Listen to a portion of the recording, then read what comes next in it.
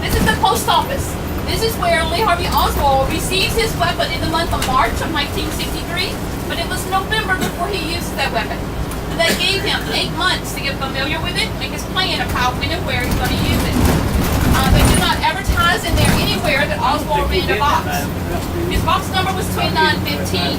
I went in there last summer and met the postmaster, and he said November this year would be 54 years ago since President Kennedy was assassinated. Wow. They never bring the box out. Oh, okay. Wow. Okay, now we're going to talk about another man. His name is Jack Ruby. Jack Ruby. Oh, look at you.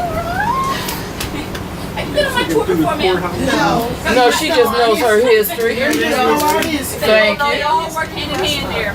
All right, Jack Ruby was a very popular man in Dallas at this time. He has a couple bars, a couple of nightclubs, and he tells all the employees never to charge the police for their drinks. He said the police take care of him, so he's going to take care of the police. Jack Ruby was a dying man of cancer. He knew at the time of the assassination he didn't have much longer to live. So he tells the police department, he said, hey, when y'all get ready to take Oswald from the police station to the jail, he said, tell me, I'd like to be there to see when it happens. Well, they thought it would be okay, Mr. Ruby was their friend. Well, they didn't know what Mr. Ruby had planned. So all the reporters were down here, and Jack Ruby simply wiggles his way up in between them. He gets point blank and bang, shoots Oswald right there in front of everybody. He did not hesitate one bit, folks. And right there, the whole story changes. Lee Harvey Oswald he was shot in the stomach, so he's sent to the hospital. He lives for about 20 minutes and then he dies because the acid from his stomach had sprayed through his body. That's what killed Oswald. Jack Ruby, he gets sentenced to life in prison. He serves almost 2 years in a prison, and he dies because of his cancer issues. But think about it, back in the 60s, they didn't have chemotherapy and modern medicines like we do nowadays for our cancer patients. And then at Dallas Love Airfield, and they get in the motorcade. The Secret Service people were all ready to put the top on the car. President Kennedy says, oh, no. He wants to do this open face-to-face to the people because he loved everybody here. Even though he was given the warnings and the messages the day before, don't go to Dallas, the people hate you here, it's going to be trouble, something's going to happen. President Kennedy said he wanted to make sure that he was open face-to-face to the people. That's why he did not have the bulletproof shield put over the car. Now Mrs. Kennedy, this was about 6 months after she gave birth to her last child, which that baby died, sad to say, but the baby was born with a respiratory illness. And so Miss Kennedy was in very deep mourning for a long time. And she's told the president, she said, Jack, I'd really like to go do this tour with you on your campaign down in Texas. And President Kennedy was so excited to have Miss Jackie to come along with him. Okay, I got to point out a couple more things and I'm going to get back to the president part. Over to your left, folks, this is Neiman Marcus store. Are y'all familiar with Neiman Marcus? Hey. Okay, I am too. I go window shopping there every day. Save a lot of money. They have beautiful displays. I love it. But that is a flagship store, so we're very proud of it. That's why we talk about it. Ladies and gentlemen, we do not lie when we say everything is bigger in Texas. We really do mean it. Look over to your right, you will see a very big eyeball. Hold on, that's huge. Which picture that one? That is huge. This is called a traveling eyeball. It started in Chicago. It's been to New York City, and it landed in Dallas since 2010. And we do not know when or where it's ever going to move again. But Dallas just says, hey, we got our eye on y'all. A big eye. Big old eye. Okay, back to the President's Motorcade route, ladies and gentlemen. Keep in mind there was over 150,000 people packed in here on this street, all the way down on both sides of the sidewalk. That was way much more people than what Dallas ever thought would come because most of those people came out to see Mrs. Kennedy. They had never seen her in person before. But by her coming is what drew a lot of folks out. Everybody waving, cheering, hollering, so happy to have them here. They got very nice big warm welcome at the airport. When they landed, there was over 600 people at the airport to greet them out there. And so they felt very good about everything. Everything's going to be fine. This direction or the other They were direction? going down in this direction, just like we're going. This street, this main street here, is the most traveled street in Dallas because everybody comes here, wants to come down this route because it is the route the president traveled. So we are going back in history, folks, just like the president did. Hey! Okay? No. But Dallas has built up quite a bit. On this one street here, today, they currently have churches, banks, bars, restaurants, fast food places, hotels, parks, department stores, everything right along this one street right here. And outside dining and water fountains are very popular here in Dallas. Over to the left, you'll see Queen Bucket. Hey, they're in the shade there, so that looks very attractive. And you know, there's plenty to go out and eat there. All right, folks, I'm getting ready to point out another entrance way to that underground tunnel. Let's see. Okay, get ready to look to your right-hand side. You're going to be seeing a glass pyramid-shaped looking building down there, over there. On Elm. That's on Elm Street, yes, ma'am. And that will be another pedestrian entrance way to the underground tunnel. That will take you right down to the food court area, okay? This next big glassy building coming up on our right-hand side is our Bank of America building. This is the tallest building in Dallas. It has 72 floors to it. It lights up with green lights at nighttime from the top to the bottom down the edges.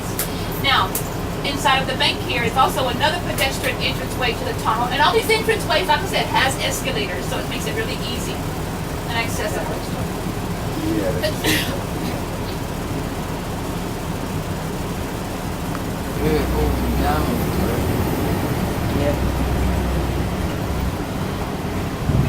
Maybe get off way up there.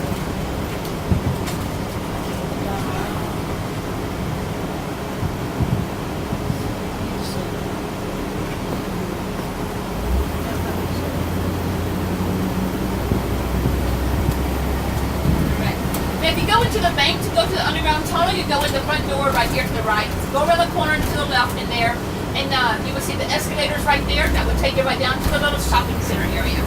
Okay. This next big building coming up on our right-hand side is El Centro College. We'd like to talk about it because it is a community college right here in the city, and it is 90% self-sustained. It has windmills and solar panels on top to help out with our electricity costs here. The windmills are just like the ones out west in California area. On the side of the mountain, the huge, gigantic windmills, they're just like that, except they're much smaller up there. They have like about 15 or 20 of them on top of each of their buildings. Into more than JFK and Oswald Park. Okay.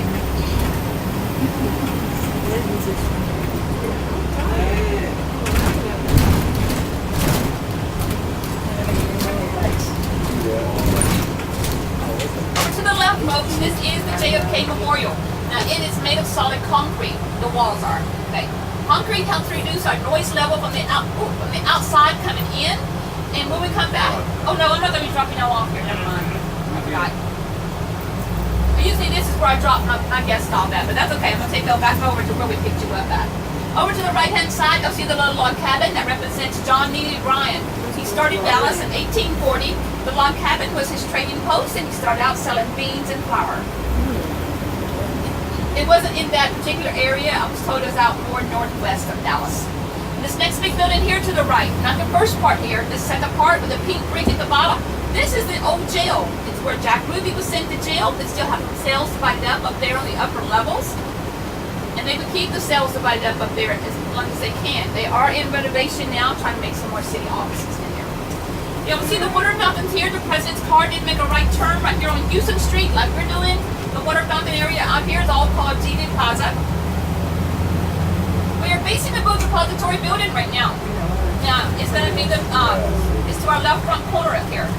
It's going to be the top two windows on the top right-hand corner. You got to go down one floor level. That's the 6th floor. That's where Oswald stood. There's a little box in the window. Oswald's going to shoot 2 times. The first shot hits a street sign. The second shot hits the president in the back of the neck and Governor Conley through the shoulder with the same shot. After the shooting, Oswald runs down 5 flights of stairs. He's going to come out the front door, down the steps. He's going to go down to our right, down Elm Street, and he's going to line up over there at that Greyhound bus station to take that taxi to go home. But there were some other people that reported they did see him running toward the bus station.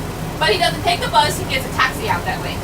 But now, there were some police officers standing around on foot down here with the other employees in the front of the building, and the police would get a glimpse of somebody coming from the building. So they asked the employees, they said, hey, you see the guy running in the light colored shirt? And they said, oh yeah, sure, that's Mr. Oswald. It's okay, he works here. Like it was no big deal. But the policeman said, well, do y'all know where he lives or stays? Because we need to go ask him some questions. He might have known something or seen somebody, up there. But he was the first person seen coming from the building. That's why he was the first suspect.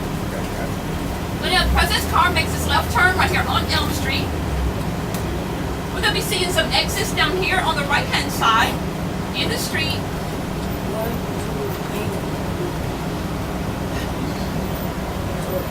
Okay, this first X coming up, folks, you should be able to see it right about now.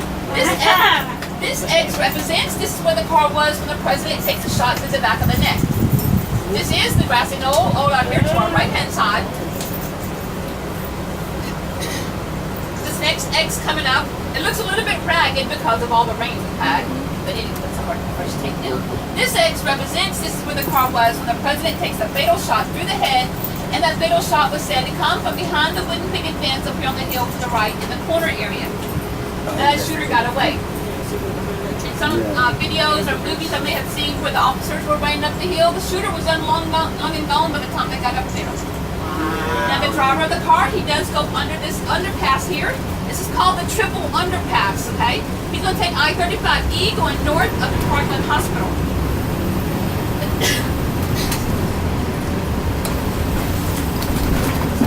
Parkland Hospital is about 15 miles from downtown Dallas. It takes the driver of the car about 13 minutes to get there.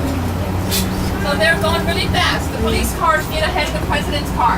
The Secret Service are behind. In the videos and the movies, I'm sure you all have seen where Mrs. Kennedy's jumping on the back of the car, scraping up part of the brain and skull fragment. The gentleman running behind the car at that time was Mr. Clint Hill. He was her Secret Service agent to protect her.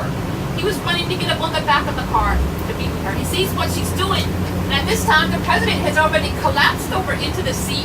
And Mr. Hill had helped Miss Kennedy pick him up. Can you imagine? I almost lose my heart just thinking about it now. He helps Miss Kennedy pick the president up so she can sit back down in the seat, put the president's head in her lap all the way to the hospital. So now, they had no cell phones back then.